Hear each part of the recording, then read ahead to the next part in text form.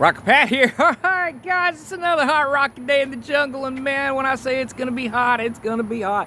They're forecasting 100 degrees today. That's Fahrenheit, 100 degrees. Alright guys, well, I haven't made a video in the last month or so because I've been kind of, well, it's been a business thing.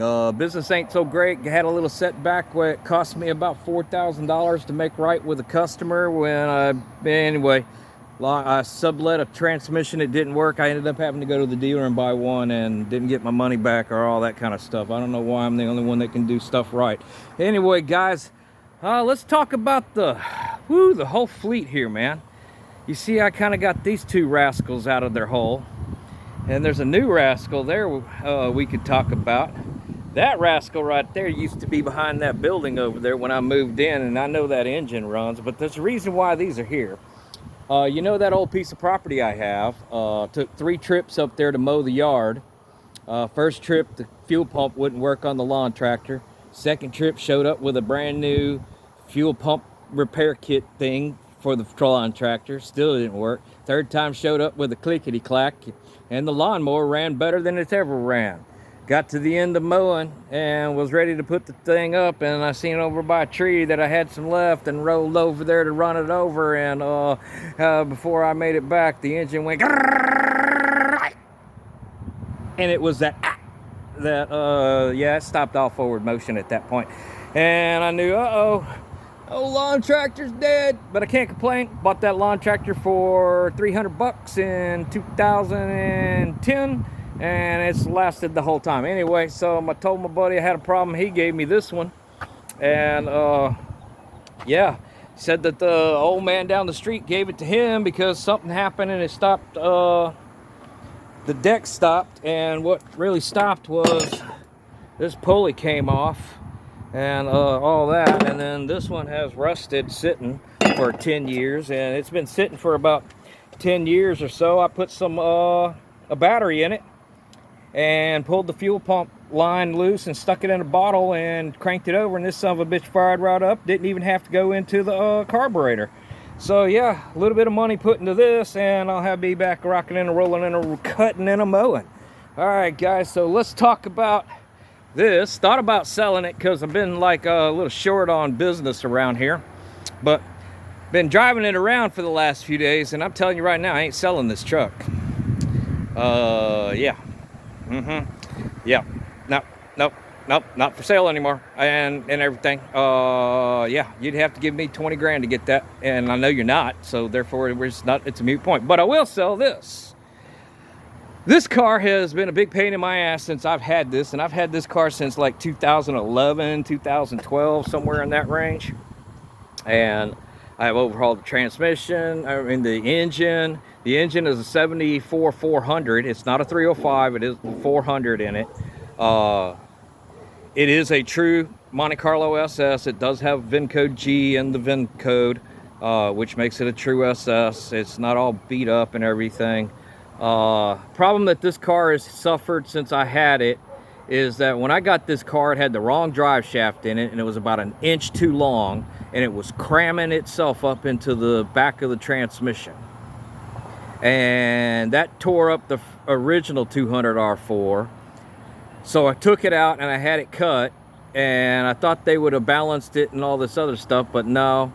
It's always had a vibration ever since I've had this car, and I hate driving this car because of it. So I never drive it. It just sits over there in the parking lot, sitting there doing nothing and everything, collecting no mileage, but you know, collecting tag renewal every year and insurance every year, but never getting any use out of it because it's got this stupid ass vibration. Well, last year-ish, sometime I pulled it in and I found that I had a U-joint bad in the drive shaft at the rear end. And when I pulled it down to put the U-joint in it, I turned the pinion and it was all chunky. So I'm like, okay, well, maybe my vibration is I got something wrong in the rear end, and I haven't really checked any of that. Although I did swap axles with the Monte Carlo that's sitting on the other side of that big long black one right there, and that didn't solve anything. I made a centering deal for these wheels and the spacers that are on there. That didn't help anything. So Monday I pulled it in, and when I bought this car, I also bought a complete rear end bearing kit set for it. Well, I decided on Monday I didn't have anything going on. I said I need to accomplish something, and I was thinking about it last weekend. I was like, what can I do that's not going to cost me any money? And I said, well, I got that bearing kit, and I've got oil sitting on the shelf, and I've got Permatex on the shelf, so there's no reason why I shouldn't just pop this thing apart and go ahead and put some new carrier and pinion bearings in it, right? Because I got everything, new seals and everything. So I pulled it in, and when I pulled it in, there was a whole crap load of backlash in the gear. The gear is a 373. Well, my buddy had brought me a brand new gear from my buddy that had passed away that owned that thing and Johnny Little Dick up inside. He had a Yukon 373 7.5-inch ring gear sitting in a box, brand new. So I grabbed that, and I went ahead and put all that up in there. New bearings, new ring gear, set everybody up. Everybody looked happy and everything. So put it all back together, go for a drive, and that son of a bitch in vibration is still there. Put it back up on the lift and put it in drive with the engine running. Got up underneath there, and sure enough, that drive shaft has a very slight wobble to it right there. There's my damn vibration. So now I just got to save up a little bit of money so that I can go down there and get me a new drive shaft made. And I'll have to go over to Houston Drive Shaft and Driveline, and they'll make me a new drive shaft. They made the one for that Cadillac I did. And once I do that, I'm pretty sure this damn car will start driving right. And I'm hoping for that. And then I still want to sell it. And if anybody wants to buy it, it's for sale, $10,000. Yes, I know it's got a leak right there.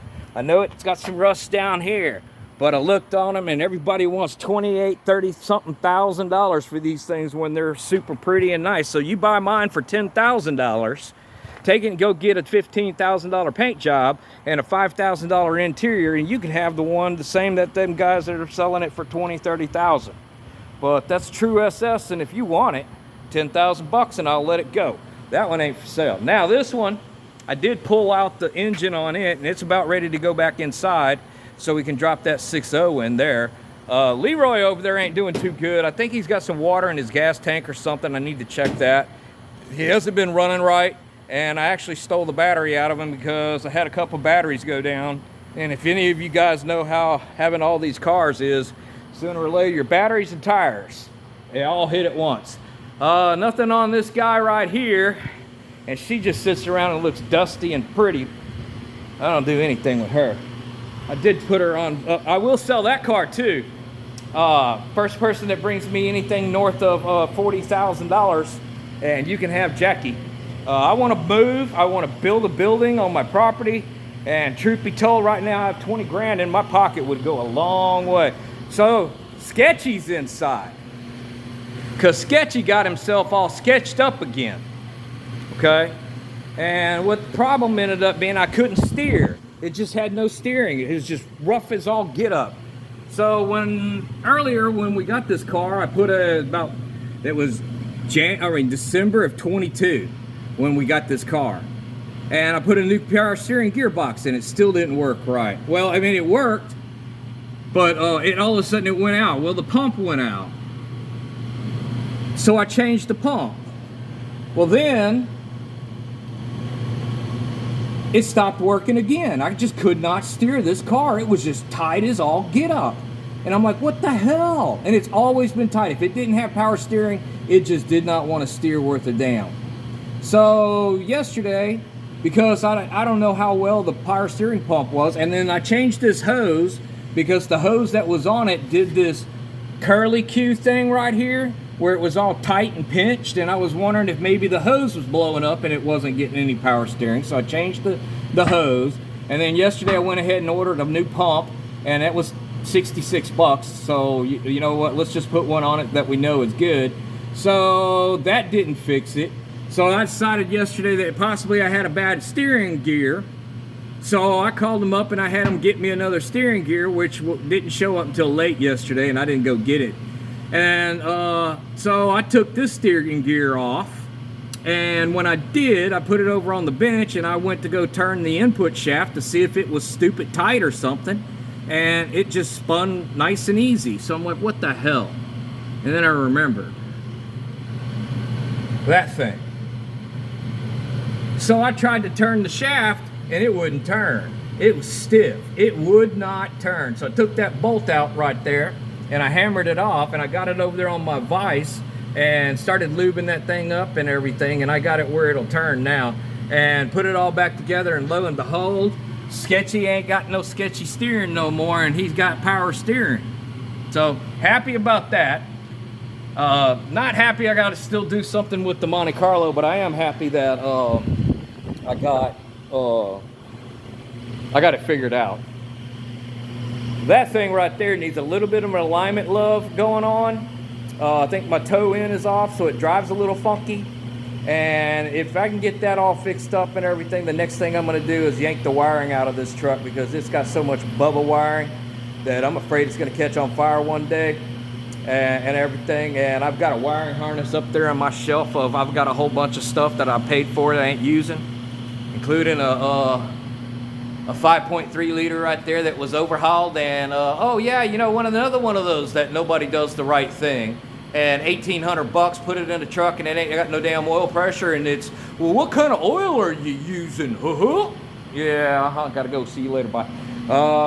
Truck engine out of Big Long Black One. Truck engine sitting over there ready to go in to Big Long Black One. All right, guys, well, that's all I've got right now. I've been rocking it down, getting them down and making them sound, and man, it's gonna be hot today, 100 degrees. That's probably gonna be 108 degrees or more in the heat index. It's humid as all get up and everything, and yeah, man, I'm still itching on that, because it'd be so nice to be on the lake today. All right, guys, y'all keep rocking and rolling and rolling and rocking, and somehow I'm gonna keep grinding it down. Talk to y'all next time.